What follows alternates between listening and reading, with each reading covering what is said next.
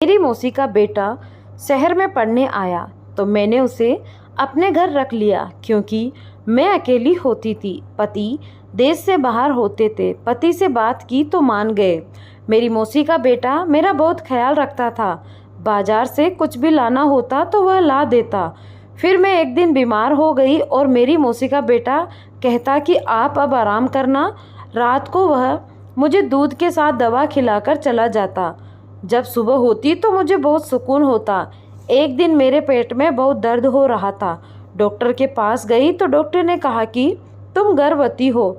मेरी तो जान निकल गई और आसमान मेरे सर पर आ गिर गया।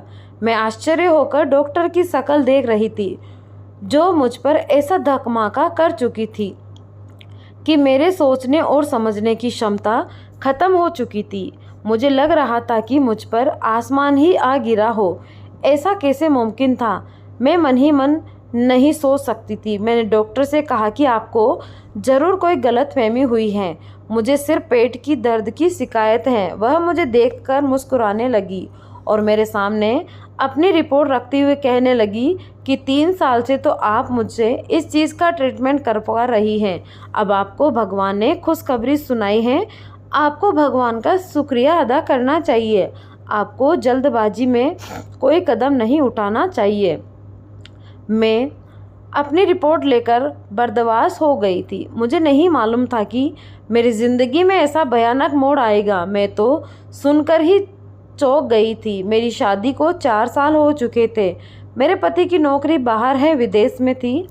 वह हर साल में बस कुछ महीनों के लिए ही हिंदुस्तान आते थे और उस वक्त मेरी ख्वाहिश थी कि मैं इस दौरान प्रेग्नेंट हो जाऊं ताकि मेरे लिए बच्चों में लग जाऊं।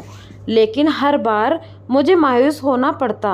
लेकिन अभी तो वह प्रदेश में थे। मैंने डॉक्टर से कुछ ना कहा। मेरे दिमाग ने काम करना बिल्कुल बंद कर दिया था। क्या सोचती राधे मेरा सगा भाई था? मेरी सगी छोटी मौसी का बेटा था। अपनी सोच के ताने बाने में उलझी रही थी कि सामने से अपने घर का गेट खुला देखकर मेरे कदम वहीं रुक गए। मुझे लगा कि मैं क्लिनिक से यहाँ तक अपने बेजान वजूद को कैसे लाश की तरह घसीट कर लेकर आई हूँ। मैं गम में इस तरह डूब गई थी कि मुझे सांस लेने में भी घुटन महसूस हो रही थी। मैंने डोरबेल बजाई। राधे नहीं दरवाज़ा खोला। मैं घर के अंदर आ गई।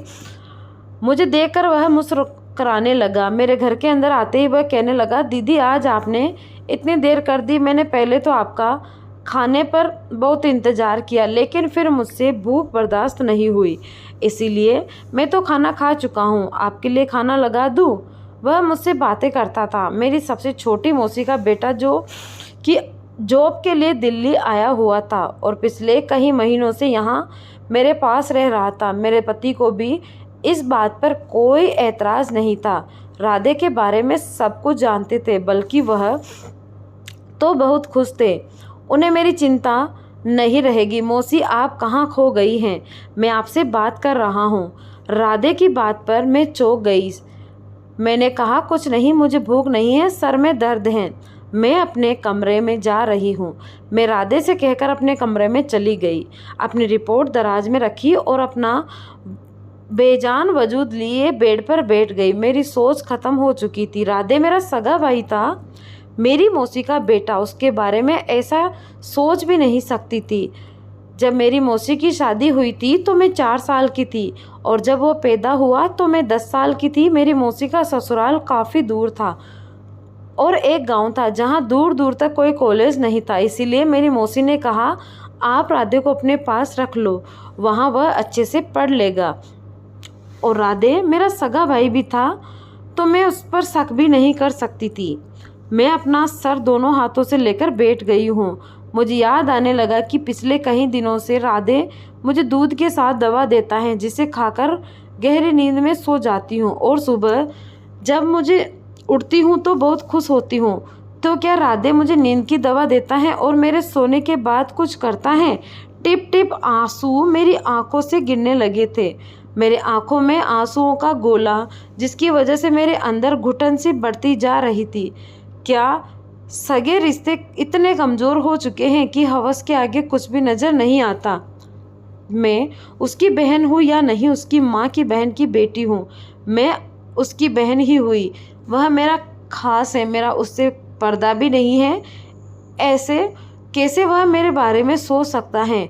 कैसे उसका दिल इतना ऐसा करने के लिए मान गया? मैं बहुत रो रही थी। इसका अंदाज़ा शायद कोई लगा ही नहीं सकता था जो मैं सह रही थी। एक तरफ से पागल हो चुकी थी। वह मुझे उसका बचपन याद आने लगा। मैं जब मौसी के साथ मेरे मायके वाले घर आता था तो मेरी गोद में ही उसका वक्त जाया होता था। अपनी तोतली जुबान से मेरा नाम लेता था। मैं अपने सगे भाई बहन में सबसे छोटी थी। वह मौसी की सबसे पहली औलाद थी, इसीलिए मायके में उसका सबसे ज़्यादा वक्त मेरे साथ ही गुजरा था।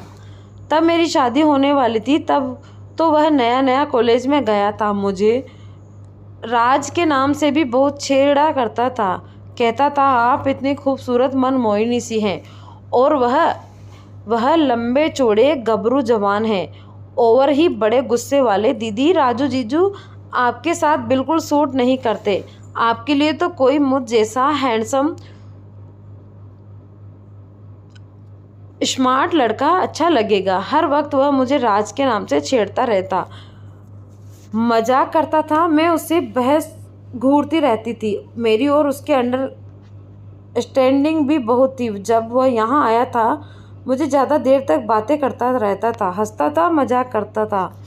अभी यही कहता था कि मुझे लगता है कि राज जीजू ने विदेश में किसी अंग्रेजन से शादी कर ली है, तभी तो वापस आने का नाम ही नहीं लेते। जब मैं उसे गुस्से से घूर कर देखती तो हंसने लगता। उसे देखकर कभी कभी मुझे ऐसा नहीं लगा कि वह मेरे साथ ऐसा घटिया हरकत कर सकता है। मैं इन्हीं सोचों में डूबी हुई थी, तभी राधे मेरे दरवाजे पर लो करके अंदर आ गया। अभी उसके हाथ में दूध का गिलास और मेडिसिन थी। वह बड़े नॉर्मल अंदाज में मेरे सामने बैठ गया, लेकिन उसके बेड पर बैठते ही मैं डर के पीछे हट गई, जैसे ना जाने वह क्या कर लेगा। और यह जाहिर सी बात थी कि जो कुछ भी डॉक्टर ने मुझे सुनाया था, मेरी जगह कोई और भी उसे वक्त ऐसे ही डर जाता। मैं अकेली उस वक्त राधे के साथ उसके घर में मौजूद थी। वह मुझे यूं डरा हुआ देखकर हैरान हो गया था। क्या बात है, आप इतना घबरा क्यों रही है? सब ठीक तो है ना? यह दूध पीजिए और आराम कीजिए। राधे ने मेरी तरफ गिलास बढ़ाया। मैं उसके हाथ से लेकर गिलास को साइड में रख दिया और सख्त लहजे में उसे कहा, जाओ यहाँ से, मुझे नींद आ रही है। क्योंकि मैं जानती थी जब वह मेरे पास बैठकर अपने ऑफिस के किस्से सुनाएंगे और जब तक मेरी आंखें नींद से चूर ना हो जाएगी वह उठकर बाहर नहीं जाएगा। मेरे साथ लहजे में वह घबरा सा गया, कुछ हैरान भी था। क्या बात है, आपकी तबीयत तो ठीक है? शायद मेरे रूखे बर्ताव से वह परेशान हुआ था। मुझे उस पर और भी गुस्सा आने लगा। कैसे कैसे ड्रामा वह मेरे सामने रचा था, जैसे वह बहुत मासूम हो, अचानक अनजान हो, बहुत नेक हो। पहले तो मेरा जी चाहा कि एक जोर से थप्पड़ उसके मुंह पर मार दूं और फिर अपनी रिपोर्ट उसके सामने फेंक दूं। देखो तुम्हारी शक्ल, तुम्हारी सफल शराफत का सबूत, और उसको धक्के मारकर बाहर निकाल दूंगी। लेकिन मैं चाहती थी कि उसे रंगे हाथों पकड़ूं, वरना वह मुकर जाएगा। मेरे सिर में दर्द है, मुझे तो बिल्कुल जगाने की कोशिश मत करना, मैं सोना चाहती हूँ। मेरी उखड़ी बातों के सामने वह चौंक गया और उठकर कमरे से दरवाजे तक चला गया। आप आराम करो और हाँ, दूध ज़रूर पी लीजिएगा। खाना भी नहीं खाया हुआ है आपने। आपके मुझे दोबारा से दूध पीने को कहना। वह कमरे से बाहर चला गया। मैं वही जानना चाहती थी कि मुझे दूध और दवा खिलाकर वह कौन सा घिनौना खेल मेरे साथ खेलता है।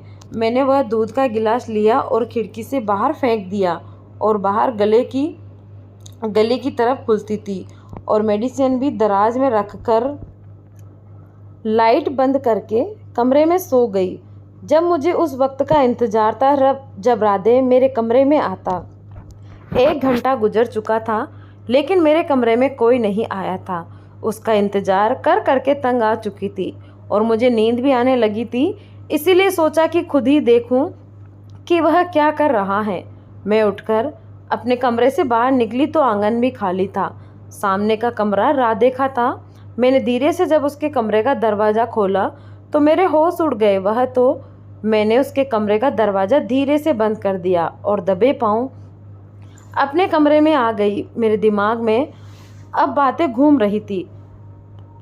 जब मौसी का मुझे पहली बार फ़ोन आया था, कहने लगी राधे दिल्ली में नौकरी करना चाहता है, लेकिन तुम जानती हो कि मैं इस हक में नहीं कि उसे हॉस्टल में रहने की इजाज़त दूँ। कहीं किस्म के नौजवान होते हैं, मेरा राधे सीधा है, कहीं गलत लोगों में ना फंस जाए, सिगरेट और दूसरे नशे का आदी ना हो जाए। तुम तो जानती हो कि हमने कैसे उसकी देखभाल की है। मेरा बच्चा बहुत सीधा है, लेकिन जहाँ लड़के रहते हो वहाँ 100 बुराइयाँ होती हैं। इसीलिए अगर तुम उसे अपने घर में रख लो तो मुझे तसल्ली रहेगी। इस वक्त तो मैं अपनी बहन दिल खावे में हमें हामी भर ली थी। राधे मेरा भाई ही नहीं, बेटा भी है। जाहिर है वह मेरे सगे भाई से भी बढ़कर था, और भाई और छोटे बेटे में कोई फ़र्क नहीं होता। मेरा सिर दर्द से फटने लगा। मेरी भाई उस वक्त अपने कमरे में बेटा सिगरेट पी रहा था। मेरी तरफ उसकी पीठ थी, इसीलिए वह इस बात से अनजान था कि मैं उसे सिगरेट पीता हुआ देख कर लिया है। मेरी मौसी दिल की मरीज है। अगर वह सच जानती थी कि राधे ने मेरे साथ क्या किया है, शायद सुनते ही मर जाती। लेकिन मैं सोच सकती थी कि मैं राधे को सुबह ही कह दूंगी कि वह अपने रहने का इंतज़ाम कहीं और कर ले। मैं उसे अपने घर पर नहीं रख सकती। मैंने अपना कमरा लॉक किया और सो गई। सुबह मेरा दरवाज़ा बड़ी ज़ोर ज़ोर से खटखटाया गया। मैं उठी और जब मैं दरवाज़ा खोला तो सामने देखा राधे मुझे बहुत गुस्से से देख रहा था। दरवाज़ा क्यों लॉक किया था आपने? उसका मुझ पर रोक जमाकर पूछना मुझे दुबा कर रखा था। वह कौन होता था मुझे इस तरह से बात करने वाला? मुझे शायद तकलीफ़ इस बात की हो रही थी कि उसका रास्ता मैंने बंद कर दिया था, तो वह मेरे साथ जो करना चाहता था शायद उसकी तलब ना पूरी हो सकने वाली थी। इस वजह से वह यूं उकड़ा कर मुझसे बात कर रहा था। मैंने कहा कि तुम होते कौन हो, मुझे यह पूछने वाले कि मेरी भी बुलंद आवाज़ को सुनकर वह कुछ हैरान हुआ। फिर नरम आवाज़ में बोला, रात को आपकी तबीयत ठीक नहीं थी, मुझे आपकी फ़िक्र थी। मैं कब से दरवाजे पर आवाज़ लगा रहा था, लेकिन जब आपने दरवाज़ा नहीं खोला और आपने कोई जवाब नहीं दिया तो मैं परेशान हो गया कि कहीं आप बेहोश ना हो गई हो। इसीलिए मैंने दरवाज़ा खोलना चाहा तो लॉक था, इसीलिए मैं परेशान हो गया था। आप प्लीज़ दरवाज़ा लॉक ना किया करें। मुझे उसकी झूठी फिक्रमंदी और दिखावे की परेशानी देखकर बहुत गुस्सा आया। मैंने कहा कि मेरी फ़िक्र करने की तुम्हें कोई ज़रूरत नहीं है, मैंने तीखी आवाज़ में कहा, और अपने कमरे से बाहर निकल गई। नाश्ता बनाया और करके अपने पड़ोस में अपनी एक सहेली के घर चली गई। मेरे पड़ोस में भी एक मेरी उम्र की लड़की थी, शादीशुदा, बच्चों वाली थी। जब भी मेरे पतिदेव देश से बाहर जाते वह औरत मेरा बहुत ख्याल रखती थी। मेरी उससे दोस्ती थी, बहुत अच्छी थी। उसके पति भी मुझे छोटी बहन जैसा समझते थे। जब भी बाजार से कुछ लेने जाते तो मुझसे पूछते कि बहन कुछ मंगवाना है तो बिना तकलीफ़ के बता दिया करें। मैं अक्सर ही उनके सामान मंगवा लिया करती थी, लेकिन जब से राधे आया था मैं हर काम राधे से ही करवाती थी। उस वक्त तो मुझे अपने पड़ोस वाली नीला से ही काम था कि मुझे अपना अबॉर्शन करवाना था। मेरे पति 2 महीने बाद आने वाले थे। मेरे पास इस पाप को ख़त्म करने के अलावा कोई दूसरा रास्ता नहीं था, लेकिन मुझे यह नहीं समझ आ रहा था कि नैना से कहूँ क्या। न जाने वह मेरे बारे में क्या सोचेगी, लेकिन मुझे किसी न किसी औरत की तो ज़रूरत थी, वह भी बिना सच बताए। मुझे यह कदम उठाना था, क्योंकि अगर मौसी को मैं यह सब बताती तो वह सहन न कर सकती। अगर पति से सब कुछ कहती तो वह मुझे अपनी पत्नी मानना ही नहीं, मेरा घर बर्बाद होकर रह जाता। मैं ऐसे कसमकस का शिकार थी कि मैं ही जानती थी। मैंने नैना से कहा कि मेरे पेट में बच्चा है, मुझे अपना अबॉर्शन करवाना है, इसीलिए वह मेरे साथ डॉक्टर के पास चले। वह मेरी बात मान गई। मैं अपने डॉक्टर के पास नहीं गई जिसे कई सालों से इलाज करवा रही थी, बल्कि एक लेडी नई डॉक्टर के पास गई थी और उससे कहा कि वह मेरा एक काम आराम से कर दे, मैं उसे ठीक ठाक पैसे दे दूंगी। वह लेडी डॉक्टर मान गई, लेकिन इस रात मेरे साथ कुछ ऐसा हुआ कि मेरी रूह ही कांप गई। मैं रात को घर आते ही राधे से कह दिया कि मैं तुम्हें अपने घर पर नहीं रख सकती ही, इसलिए 2-3 दिन में वह अपने रहने का इंतज़ाम जहाँ चाहे वहाँ कर ले। मेरी बात सुनकर वह हैरान सा होकर रह गया था। आप ये क्या कह रही हो कि मैं रुक कहाँ गई? मैं रात को घर आते ही राधे से कह दिया कि मैं तुम्हें अपने घर पर नहीं रख सकती, इसीलिए 2-3 दिन में वह अपने रहने का इंतज़ाम कहीं भी कर ले, जहाँ चाहे वहाँ करे। मेरी बात सुनकर वह हैरान सा होकर रह गया। आप यह क्या बता रही हैं? मैं क्यों आपको छोड़कर जाऊँगा? मेरा मसला नहीं है, मैं तो कहीं भी ले लूँगा, लेकिन आप अकेली कैसे रहेंगी? मुझे राधे की मेरे लिए फ़िक्रमंदी भी खल रही थी। मैंने कहा मैं तुम्हारे आने से पहले अकेले ही रह रही थी, जल्द से जल्द अपना इंतज़ाम कर लो। राधे जवाब में कुछ नहीं बोला, लेकिन चेहरे से परेशान ज़रूर लग रहा था। मैं अपने कमरे में आकर सो गई। जब मैं कमरा लॉक करके सोई थी, कुछ ही देर में सो गई, फिर मुझे कुछ होश नहीं रहा। रात को जब मेरी आँख खुली तो मुझे लगा मेरे बराबर में कोई सो रहा है, लेकिन मेरे कमरे में बहुत अंधेरा था, इतना अंधेरा कि मैं उस इंसान को देख नहीं पा रही थी। बस यह नज़र आ रहा था कि मेरे बराबर में कोई सो रहा है। मैं बुरी तरह से डर गई। मुझे जल्दबाजी में कुछ ना दिखा तो मैं चिल्लाने लगी, लेकिन अगले ही पल मेरे बराबर में लेटा इंसान उठकर बैठ गया। इससे पहले कि मैं बेड से उठकर जाती, उसने मेरे मुंह पर हाथ रख दिया। अब तो मैं बाद हवासी हो गई थी। इससे पहले कि मैं अपने बचाव के लिए कोई उपाय सोचती, उस इंसान ने साइड पर रखा लोन कर दिया। उस इंसान को देखकर तो मेरे अपने होश उड़ गए। बेटी, मेरे सामने मेरा पति था। राज कब का घर आ गए थे, वह भी बिना कुछ बताए हुए अचानक से आ गए थे। वह मुस्कुराने लगे, कहने लगे तुम्हें सरप्राइज़ देना था। जब मैं घर पहुंचा तो राधे ने दरवाज़ा खोल दिया था। उसे मालूम था कि मैं आ रहा हूं, लेकिन जब मैं कमरे में आने लगा तो कमरा लॉक था। मत पूछो, खिड़की के रास्ते से मुझे अंदर आना पड़ा। अजीब हो तुम भी, यहाँ कौन सा कोई गेट था जो तुम्हें दरवाज़ा लॉक करने की सूझी? राज की बात को मैं क्या जवाब देती? मैं उस वक्त बहुत ज़्यादा दिल बर्दाश्त हो चुकी थी, इसीलिए राज के गले लगकर मैं बहुत रोने लगी। वह तो मुझे यूँ रोता देखकर समझा कि मैं उसके बिना उदास हो गई हूँ, इसीलिए उन्हें अचानक सामने पाकर रोने लग गई हूँ। लेकिन हकीकत तो जानती थी कि मुझ पर क्या बीती है। वह मुझे तसल्ली देने लगे। सुबह जब मैं उठी तो राज अभी भी सो रहे थे। मैं परेशान थी। आज मुझे डॉक्टर के पास अबॉर्शन के लिए जाना था, लेकिन राज की मौजूदगी में मुमकिन नहीं था। अब मैं यह सोचकर परेशान थी कि राज से क्या बताऊंगी, कैसे बात करूंगी। मैं परेशान होकर बाहर लॉन्च में बैठी थी, तभी राधे की किचन से निकलता। वह अपने लिए नाश्ता बनाकर टेबल पर रख रहा था और मुझको देखकर मुस्कुराकर कहने लगा, दीदी कैसा लगा आपको जीजू का सरप्राइज? मैंने उससे नफरत से देखा और कहा कि किस कदर ढीठ और ड्रामेबाज इंसान हो तुम। ऐसी मासूमियत से भरी अदाकारी कैसे कर लेते हो? शर्म नहीं आती तुम्हें?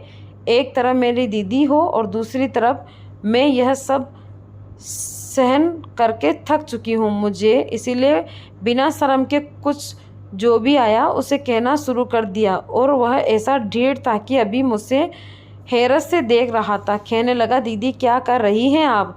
मुझे आपकी बिल्कुल समझ नहीं है। मैंने ऐसा भी क्या किया जो आप इस तरह से मुझसे बात कर रही हैं? राधे की बात पर मुझे उसे ताज्जुब से देखा और अपने कमरे में चले गए। राज अभी भी सो रहे थे। दराज से अपनी रिपोर्ट निकाली और कमरे से बाहर आ गई। राधे जब टेबल के पास खड़ा था, मैंने वह रिपोर्ट उसके मुंह पर मार दी, जो कि उसके चेहरे से टकराकर ज़मीन पर गिर गई, और कहा, यह पढ़ो और अपना गंदा चेहरा लेकर राज के उठने से पहले दफ़ा हो जाओ मेरे घर में। मैंने गुस्से में दबी दबी आवाज़ में कहा, क्योंकि मैं नहीं चाहती थी कि राज को इस बात की भनक भी लगे। राधे वह रिपोर्ट ज़मीन से उठाकर खोली। जैसे ही वह उसे पढ़ने तो उसके चेहरे की रंगत उड़ गई, चेहरे पर उदासी छा गई थी। इससे पहले कि वह मुझसे कुछ बोलता आंगन में आ गए थे। पता नहीं कैसे, लेकिन वह सीधे राधे के पास गए और रिपोर्ट उसके हाथ से लेकर पढ़ने लगे। उन्हें देखकर तो मेरी जान मेरे तक से सुदा हो गई थी। मेरा घर बर्बाद हो जाएगा। राज तो मुझे तलाक दे देंगे। मैं बुरी तरह से चक्कर आकर गिर पड़ी थी। जब मुझे होश आया तो मैं अस्पताल में थी। मुझे सी लगी थी। राज बड़ी सादगी से मुझे देख रहे थे। मेरी तो जान ही निकल गई थी। राधे भी वहीं खड़ा था। मैं राज को देखकर रोने लगी। मैंने कहा कि मेरा कोई कसूर नहीं था। राज, राधे कुछ नींद की मेडिसिन देता है। मुझे कुछ पता नहीं। भगवान के लिए मुझे तलाक मत दीजिए। मैं आपसे बहुत प्यार करती हूँ। आपके बगैर नहीं जी पाऊंगी। मैं बिस्तर पर लेटी लेटी हाथ जोड़कर राज से माफ़ी मांग रही थी। वह मेरे पास आए, मेरे जुड़े हुए हाथों को अपने हाथों में लिया और कहने लगे, तुम परेशान मत हो, मैं तुम्हें नहीं छोड़ूंगा। मैं तुम्हारे सारे टेस्ट नए सिरे से करवाऊंगा। तुम प्रेग्नेंट नहीं हो। शायद किसी और की रिपोर्ट तुम्हारी रिपोर्ट से बदल गई थी। ना तुम गुनाहगार हो, ना ही राधे ने ऐसा कुछ किया है। तुम उसके किरदार पर शक मत करो। बस एक गलत रिपोर्ट के अदल बदल हैं। यह सब गलत फहमी है। राधे की तरफ वह मेरी नज़र पड़ी तो वह रो रहा था, बिना आवाज़ के आंसू बहा रहा था। मुझे देखकर मेरे पास आ गया। कहने लगा, आपने सोच भी कैसे लिया कि मैं ऐसा कर सकता हूँ? मैं आपको बहन और आप में कभी कोई फ़र्क नहीं समझा। मैंने तो कभी किसी गैर लड़की को देखकर नज़र उठाकर नहीं देखा। तो आप मेरी बहन की जगह हैं। मैंने कहा कि मैं तुम्हें नशे की सिगरेट पीते हुए देखा था। वह कहने लगा, नशे की सिगरेट बिल्कुल नहीं पीता। हाँ, कभी कभी सिगरेट ज़रूर अपना कमरा बंद करके पी लेता हूँ। आपको ख्याल इसीलिए रखता था कि मैं अपना बचपन आपकी गोद में गुजारूं। इसीलिए जैसे ही मैं अपनी माँ के लिए खाना पीने की दवा का ख्याल रखता था, आपका भी रखूं। मुझे पता था कि आपको मेरी वजह से तकलीफ़ होती है, तो मैं अभी यहाँ से आता ही नहीं। वह रो रो कर अपनी बातों को कह रहा था। एक गलत रिपोर्ट ने मुझे शर्मिंदा करके रख दिया था। क्या किया मैंने? अपने भाई के खिलाफ यह नहीं सोचा कि मैंने, लेकिन मेरे दिमाग में यह ख्याल नहीं आया कि अक्सर रिपोर्ट गलत निकल जाती है। मैं सोच रही थी कि काश एक बार अपनी रिपोर्ट दोबारा से टेस्ट करवा लूँ होती तो ऐसा ना होता। धन्यवाद दोस्तों। तो आज आपको कहानी कैसी लगी आप हमें कमेंट करके ज़रूर बताएं। धन्यवाद।